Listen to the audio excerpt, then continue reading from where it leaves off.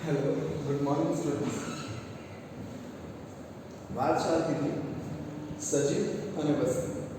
જે મારી પેટર્ન છે તે પ્રમાણે આ જે મેઇન સમજાવવાનું જે છે એની અંદર આપણે આ વસ્તુને પહેલાં સમજશું, જેનો મેં થોડો તમને આઈડિયા આપ્યો કે પરિસ્થિતિ વિદ્યા એટલે કોને કહેવું, શું કહેવા માંગે પરિસ્થિતિ. તો કે લખે છે કે ભાઈ સજીવ સજીવ પ્લસ સજીવ અને પર્યાવરણ એટલે કે અજૈવિક પર્યાવરણ. હવે અજૈવિક અને જૈવિકનો ભેદ ખ્યાલ હોવો જોઈએ. જ્યારે બાયોલોજી આવો છો તે વખતે શરૂઆતમાં જ કહેવામાં આવે કે પૃથ્વી ઉપર જૈવિક ઘટકોમાં વનસ્પતિ, પ્રાણી, સૂક્ષ્મ જીવો, તે સિવાય બોલો તમે ખાલી ખુદ વિચારો કે પ્રજનન કરતા હોય એકમાંથી બે થતા હોય એવા ઘટકો કેટલા. એટલે એ લોકો પાસે એક ટિપિકલ પોઈન્ટ પર વાત કરીએ તો કે જીવ અને અજીવ આ બે કોન્સેપ્ટ પર ચાલશે, જૈવિક અને અજૈવિક. પણ યાદ રાખજો અજૈવિક પરિબળ જૈવિક પરિબળને જાણીએ અજાણીએ અસર કરી જાય. ફરી બોલો, અજૈવિક પરિબળો જ જૈવિક પરિબળોને જાણીએ અજાણીએ અસર કરી જાય. કેમ? તો કે સર ખાલી એક જ પરિબળ લઈ લો પાણી, બીજું પરિબળ લઈ લો પ્રકાશ, પવન, તાપમાન, ભેજ, ક્ષારતા, રહી જતા તો માફ કરશો ઘણા બધા પરિબળો છે. તો આ પરિબળો જાણીએ અજાણીએ સજીવ ઉપર અસર કરી નાખે. ખાલી પાણી જેવું એક પરિબળ કે જે ન હોવાને કારણે ત્યાં જીવસૃષ્ટિ વેરાન બને, ત્યાં રણનું સર્જન થાય, ત્યાં ચોક્કસ રેતાળ ભૂમિ તૈયાર થઈ જાય. અને તમે માર્ક કરજો જેટલી પણ રેતાળ ભૂમિઓ જે ખરી એટલે કે રણનો વિસ્તાર જે કરો એ રણના વિસ્તારમાં લગભગ વનસ્પતિ આચ્છાદન નથી હોતું, કારણ કે એ લોકોને જીવિત રહેવા માટે પાણી એક અતિ આવશ્યક મહામૂલ્ય ઘટક છે. એ નથી સો એ પણ નહીં રહી શકે. અને વનસ્પતિ હશે તો એના ઉપર નમનારા પ્રાણીઓ આવશે, સૂક્ષ્મ જીવો આવશે. નાના કદના સંધિપાતથી માંડીને ઉચ્ચ કક્ષાના સસ્તન સુધી જશો તો એ બધા સજીવો તમને મળશે. પણ ડિયર ખાલી પાણી.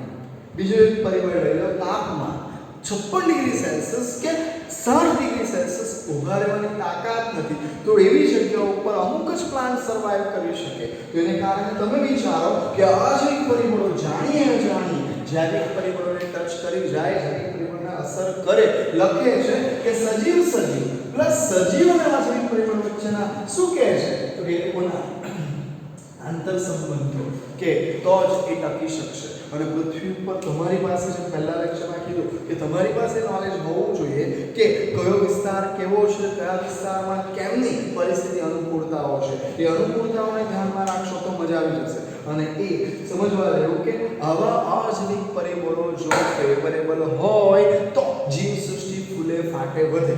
અને જો અજૈવિક પરિબળોમાંનું એક પણ અજૈવિક પરિબળ પ્રતિકૂળ હોય તો પ્રતિકૂળતાને કારણે અમુક જ સજીવો ત્યાં સર્વાઈવ કરી શકે. ઇન શોર્ટ આવી ગયા આંતર સંબંધો કોની વચ્ચેના સજીવ અને અજૈવિક પરિબળોના. સારા તો બહુ મજા આવશે, નહીં સારા તો તે પ્રકારના સજીવ સૃષ્ટિ નિર્માણ પામશે. એટલે બે ટિપિકલ કન્ડિશન તમારી સામે રજૂ કરી, એક રણ અને બીજી રજૂ કરી જંગલ. તો જંગલની અંદર વ્યવસ્થિત જીવ સૃષ્ટિ છે, પ્રાણીઓ પણ એના ઉપર નભનારા ઘણા બધા છે. રણની વાત કરો તો ત્યાં જીવ સૃષ્ટિ પણ તે જ રીતેમાં વનસ્પતિ પ્રાણી પણ બદલાઈ જાય, જંગલની અંદર પણ વનસ્પતિ પ્રાણી બદલાઈ જાય. તો તમારે પેલા શીખવું પડે કે પરિસ્થિતિ વિદ્યા ઇકોલોજી એટલે શું. ઇકોલોજી એટલે એક એવો ટોપિક કે જેના વગર તમે આખી પૃથ્વી ઉપર એકલા જીવન વ્યતીત કરવાની ઈચ્છા રાખો ને તો એ શક્ય નથી, કારણ કે જાણીએ અજાણીએ આ પરિબળો તમને કશે ને કશે ટચ કરી જાય અને તમારું મૃત્યુ પણ પ્રેરી શકે. એટલી સારી ક્ષમતા ધરાવે છે. આ પરિબળો છે તો તમે છો.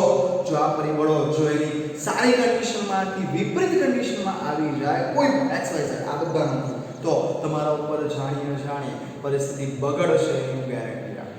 આપણે આપણા માનવ સૃષ્ટિની વાત કરીએ તો મોટે ભાગે બધા નદી કિનારે વસેલા છે. તમે ચેક કરો મોટે ભાગના સારા સારા જેટલા પણ પ્રદેશો છે મોટે ભાગે આવા આપણા દૈહિક જરૂરિયાતવાળા સ્ત્રોતો પાસે જ વિસ્તાર પામ્યા છે. તમે વિચારો છો કે ઊંચાઈ પહાડવાળા વિસ્તાર ઉપર જતા રહીએ તો ત્યાં તમે આપણા એની વાત કરીએ આહવા તો એ લોકોને પણ ઉનાળા દરમિયાન પાણીની તકલીફો પડે છે. ભલે જંગલ છે પણ ત્યાંની પરિસ્થિતિ એવી છે કે પાણી પહાડોમાંથી ધીમે ધીમે રિસાઈને ભૂગર્ભમાં જતું રહે છે, જેને કારણે ત્યાં પાણીની આટલી જંગલ કન્ડિશન હોવા છતાં પણ તકલીફ પડી છે.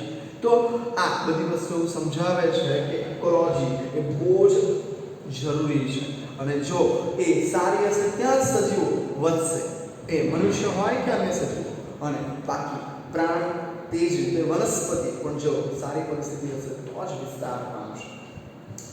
હવે બીજી વાત કે જે પ્રદેશો અથવા પૃથ્વીના જેટલા ખંડો છે, ખંડોમાંથી તમે આગળ વધતા જાઓ, એશિયા, આફ્રિકા, યુરોપ, અને આપણે જે નાની અમથી વાત કરીએ કે ભાઈ ઇન્ડિયા, તો ઇન્ડિયાની અંદર તમે જમ્મુ કાશ્મીરથી સ્ટાર્ટ કરીને કન્યાકુમારી સુધી જાઓ તો પ્રાઇમરી સ્ટાન્ડર્ડની અંદર બધું ભૂગોળની અંદર આ વસ્તુ શીખવામાં આવતું, જિયોગ્રાફીની અંદર શીખવામાં આવતું, અને તે તમને પણ અત્યારે રિમાઇન્ડ હશે કે આપણી ભૌગોલિક પરિસ્થિતિને પહેલાં સમજાવવામાં આવતી કે નદીઓ કઈ કઈ જગ્યાએ કઈ કઈ છે, કયા રાજ્યમાંથી પસાર થાય, એ જ રીતે કયા પહાડો છે, કઈ કઈ ગિરિમાળાઓ છે, આ બધી વસ્તુ શીખવામાં આવતી. શું જરૂર છે બધી વસ્તુઓની? તો કે એ બધી વસ્તુઓ જ આપણને એ પ્રદેશોનો એક વિશિષ્ટ ઉલ્લેખ આપે છે.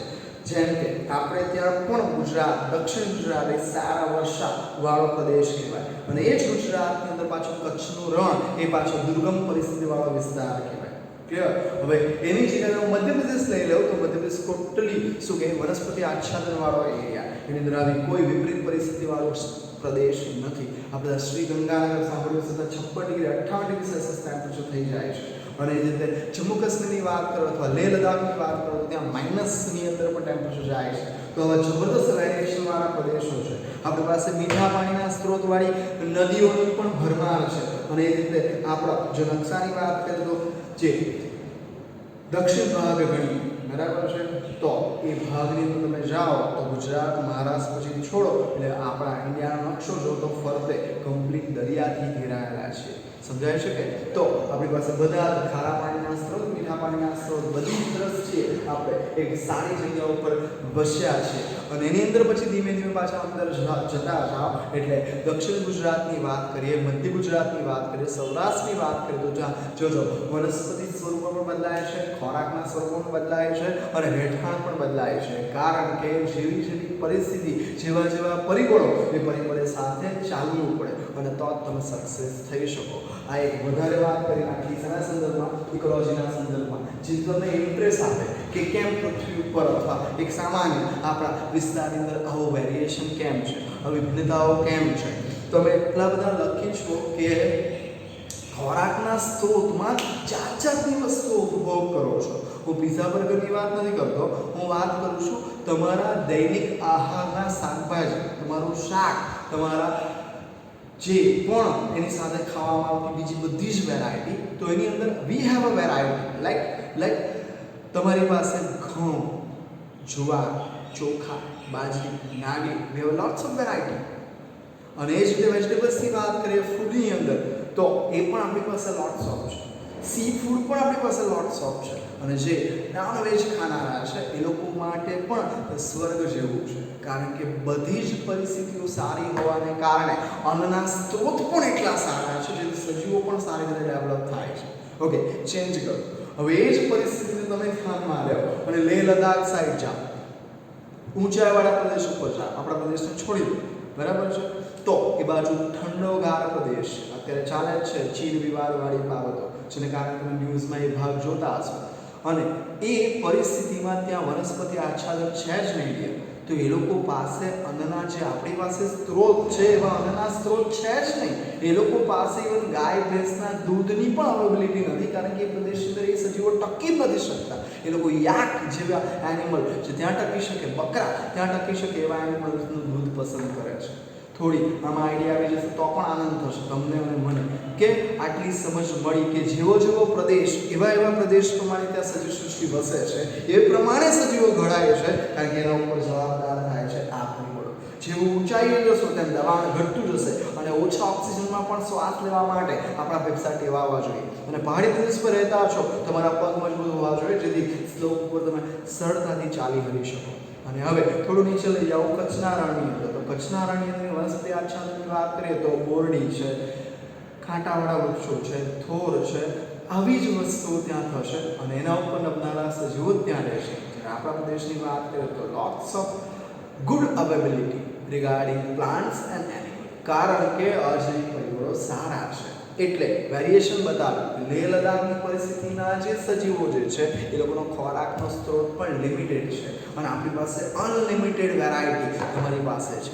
જાત જાતનું તમે ખાઈ શકો છો કારણ કે આપણી પાસે સજીવોની વેરાયટીની ભરમાર છે કારણ કે આપણી પાસે એ જગ્યાઓ પર અજૈવિક પરિબળો સારા છે.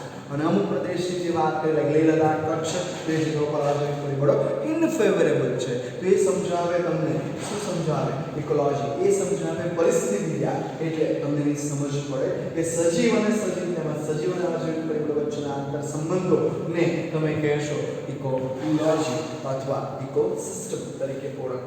ઇકોલોજી ઇકોસિસ્ટમ અને નિવાસન તંત્ર માંગે છે. હવે જૈવિક સંગઠનના સ્તર પણ છે. એ સ્તર 4 છે જેનામાં આપણે જાણીએ છીએ. એક છે સજીવ કે એના બધું અધૂરું છે. તમે શીખો છો, શીખવાડો છો, વાળે એ બધા છે એટલે સજીવ જ છે. આમ એ જ વસ્તુ નિર્જીવ અને સજીવનો ભેદ પણ કહે છે. વસ્તુ અલગ અલગ પ્રકારની વસ્તીનો સંદર્ભ છે. નેક્સ્ટ સમુદાય. આપણા કાર્યના ક્રમ સિલેબસ સ્ટાન્ડર્ડ અંદર આવનાર સંધિપાદ સમુદાય, મૃદુકાય સમુદાય, સ્થૂળત્વચી સમુદાય, વર્ગનો સંદર્ભ લઈએ તો મત્સ્ય છે, સરીસૃપ છે, વિહંગ છે, લાઈક અને જૈવ વિસ્તાર. જીવોથી આવૃત થયેલો વિસ્તારને કહેવામાં આવશે જૈવ વિસ્તાર. તો એ જૈવિક સંગઠનના સ્તર ઉપર આપણે ચર્ચા કરવાની છે. આ લેસનની અંદર આ બધી વસ્તુઓ આવશે. સજીવ અને પર્યાવરણ પર જવાનું છે જે મેં તમને ઘણી બધી બાબતોની અંદર કહ્યું. સજીવ અને સાથે પર્યાવરણ. પર્યાવરણ એટલે કે સજીવ સૃષ્ટિને અનુરૂપ આજુબાજુનું આપણે બોલીએ છીએ પર્યાવરણ. ખરેખર પહેલા સબ્જેક્ટ આવતો તમે પર્યાવરણ જ કહેતા હતા. હવે એનું નામ બદલાઈ ગયું અને વિજ્ઞાન અને ટેકનોલોજી એવો વિષય આવી ગયો. પહેલા આ વસ્તુ આવતી હતી ગણિત, વિજ્ઞાન અને પર્યાવરણ. હવે બોર્ડ આવતા. બરાબર છે. સજીવ અને પર્યાવરણ નિવાસ સ્થાન એવી જગ્યા કે જ્યાં સજીવ સરળતાથી રહી શકે તો એ કહેવાશે નિવાસ સ્થાન. અને એની અંદર પાછી જોઈએ અને આપણે રહેઠાણ તરીકે ઓળખીએ છીએ અને બધાના રહેઠાણ અલગ અલગ છે. બરાબર છે. બાલ્યાવસ્થા સાથે મને શીખવામાં આવતું કે આ વેરાયટી ક્યાં રહે, આ વેરાયટી ક્યાં જોવાની મળે, એ શું નામ અને બચ્ચાનું શું નામ, જાત જાતનું આવતું. અત્યારે આપણે એને નજરઅંદાજ કરીએ છીએ પણ એ વસ્તુ એ સમય તમને શીખવામાં આવતું. અને જોઈએ રહેઠાણ બે પ્રકારના હોય. એ અનુકૂળ અને પ્રતિકૂળ અથવા વિપરીત. આપણે જે વસ્તુએ છે અનુકૂળ પરિસ્થિતિ છે, રાઈટ. અને તમે સપોઝ સહારાના રણમાં વસતા હશો અથવા કચ્છના રણના એક છેવટના ભાગમાં વસતા હશો તો એ પરિસ્થિતિ કેવી કહેવાશે? વિપરીત, પ્રતિકૂળ. જો ઘણા ચેન્જીસ આપણે પાણી સાથે અનુકૂળ પરિસ્થિતિમાં પાણી સાથે બધો લગાવ નથી. જ્યારે આ પરિસ્થિતિમાં રહેનારા સજીવો ને પાણી સાથે બહુ જ બધો લગાવ છે કારણ કે લોકો એની વેલ્યુ સમજે છે કે પાણી જો નહીં હશે તો પરિસ્થિતિ બદલાશે. તમારા જૈવ વિસ્તારની વાત કરીએ તો જૈવ વિસ્તાર કઈ રીતે તૈયાર થાય? રણ છે, જંગલ છે. સાદી ભાષામાં કહી દઉં તો જલજ ઘટકો અને સ્થળજ ઘટકો. સ્થળજની અંદર પછી જંગલ હોય, મેદાની પ્રદેશ હોય, પહાડી પ્રદેશ હોય, રણ વિસ્તાર હોય, XXX જાત જાતના પ્રદેશો આપણી પાસે છે. તો એ ચોક્કસ પ્રકારના જૈવ વિસ્તારો જે છે એ તૈયાર કેવી રીતે થાય, જૈવિક ઘટકોને આવરતા એવા એરિયા બને કઈ રીતે તે બનાવવા પાછળ જોઈ લો વાર્ષિક ઓવરઓલ ત્યાંની પરિસ્થિતિ જે જોવી પડશે, ત્યાંના આધુનિક પરિબળોને નિહાળવા પડશે. એની અંદર એવું કહે છે કે વાર્ષિક વૃષ્ટિપાત. સર વૃષ્ટિપાતનો મતલબ શું થાય? કે એ જગ્યા ઉપર વરસતો વરસાદ અને જગ્યા ઉપર બરફનું આચ્છાદન, આ બે જબરદસ્ત ઘટકો આપણને અહીં ટચ કરી જાય. એને કારણે અલગ અલગ જગ્યાએ શું તૈયાર થાય? કે જગ્યાઓના જૈવ વિસ્તારો તૈયાર થાય. ડેર આપણે ત્યાં સિઝન છે શિયાળો, ઉનાળો, ચોમાસું, એટલે આપણે તે રીતે ટેવાયેલા છીએ. જ્યારે બીજા પ્રદેશોની અંદર એવું કંઈ જ જરૂરી નથી. ત્યાં આપણા પ્રદેશ સિવાય બીજે કશે આ રીતની પરિસ્થિતિઓ નથી. ત્યાં ગમે ત્યારે વરસાદ પડે છે, ગમે ત્યારે ટેમ્પરેચર વેરિએશન આવે છે. વી આર લકીએસ્ટ પર્સન કે આપણે આવી જગ્યાએ રહીએ છીએ જ્યાં એકદમ શાંતિથી શિયાળાનો સમય પસાર કરવાનો, ઉનાળાનો સમય પસાર કરવાનો અને ચોમાસાનો સમય 4 મહિનાના 4 ફેરી બાદ. અને આપણી પાસે આખા વર્ષનો આવો એક ગ્રાફ જેવો છે, એક માપ જેવું છે જેને કારણે આપણે સરળતાથી એ પરિસ્થિતિ સાથે ટકી શકીએ છીએ અને જીવી શકીએ છીએ. જ્યારે અમુક પ્રદેશોની તમે જોવા જાવ એટલે આપણા ભારતની અંદર જ જબરું વેરિએશન છે અને એ વેરિએશનને કારણે ત્યાંની પ્રજા પણ તે રીતની થઈ ગઈ છે, ત્યાંની જીવસૃષ્ટિ પણ એ રીતની થઈ ગઈ છે. પ્રજા તો આપણા સંદર્ભમાં બોલીએ પણ જીવસૃષ્ટિ પણ તે રીતની થઈ ગઈ છે. આપણે ત્યાં બાવળ નથી કારણ કે આપણે ત્યાં વનસ્પતિને પાણીની અવેબિલિટી છે. જે જગ્યાઓ ઉપર પાણીની અવેબિલિટી ઓછી છે ત્યાં થોર અને બાવળ, ઝાડી ઝાંખરાનું પ્રમાણ પ્રમાણમાં વધારે છે. એક સિમ્પલ લોજિકલ બધા વેલ્યુ છે, સમજજો એટલે મજા આવશે. તો આ જેવી બરફ વરસાદવાળી પરિસ્થિતિ હશે તો પરિસ્થિતિ સારી જ હોવાની. જ્યાં પ્રતિકૂળ હશે ત્યાં રણનું સર્જન થશે અને જ્યાં તાપમાન નીચું હશે તો તે જગ્યા ઉપર પાણી બરફમાં ફેરવાશે. હવે બરફ નેચરલ વસ્તુઓ છે. હવે પાઠ તરફ આપણે થોડી નજર કરીએ. તમને ખબર જ છે કે પાઠની અંદર આપણે મોટે ભાગે આ વસ્તુની જાણકારી આપીએ છીએ જેથી આપણને પણ આ વસ્તુની અંદર શું આવશે, શું જવાનું છે, કેમ કરવાનું છે એની સમજ આવતી જશે. ઓકે, સો આપણી પાસે સજીવ વસ્તીની અંદર સૌથી પહેલા પરિસ્થિતિ વિદ્યા એટલે શું, સજીવ અને તેના પર્યાવરણ વિશે આપણે શીખવાના છે. સજીવ અને પર્યાવરણની અંદર તમારી પાસે રાજસ્થાનનું રણ છે, મેઘાલયના જંગલ છે, મહાસાગરો છે, ખીણ છે વગેરે અલગ અલગ વેરાયટીની સાથે આપણે ચર્ચામાં ઉતરીશું.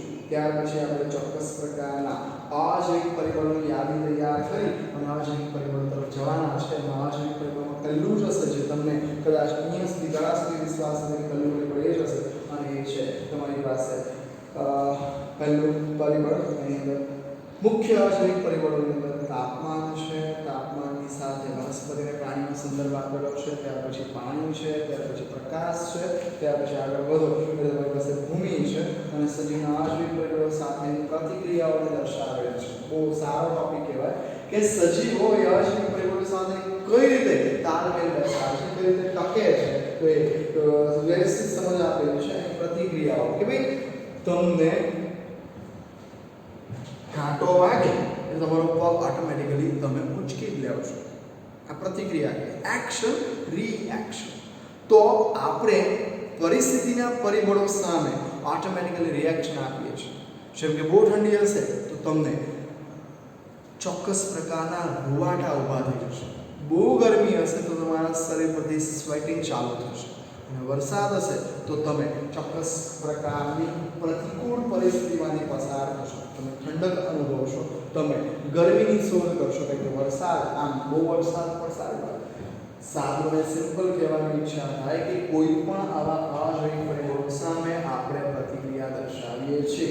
અને એટલે જ એવું કહેવાય છે, બોલું છું કે ઊંટને રણનું જહાજ કહેવાય છે. તો ત્યાંની પ્રતિકૂળ પરિસ્થિતિ સામે ઊંટ તૈયાર થયું છે અને એ કારણ આવતું અને આપણે કારણના જવાબ લખતા કે ભાઈ એની પગમાં ગાદી હોય છે, એની આંખો અંદર તરફ ખુલપેલી હોય છે, એનો કલર ત્યાંના પર્યાવરણના કલર સાથે એટલે કે ત્યાંની રેતીના કલર સાથે મેચ થઈ જાય હોય, લાઈક જાત જાતની વસ્તુઓ. અને એ જ રીતે તમે પોલો બિયરની વાત કરો તો બરફ આચ્છાદિત વિસ્તારમાં રહેવાને કારણે એના શરીરની રચના પણ એ જ રીતની છે. એના શરીરમાં ચરબીનું પ્રમાણ વધારે છે. કહેવાનો તાત્પર્ય જેવી પરિસ્થિતિ એ પ્રમાણે બોડી અને સજીવ શરીર તૈયાર થતા જાય.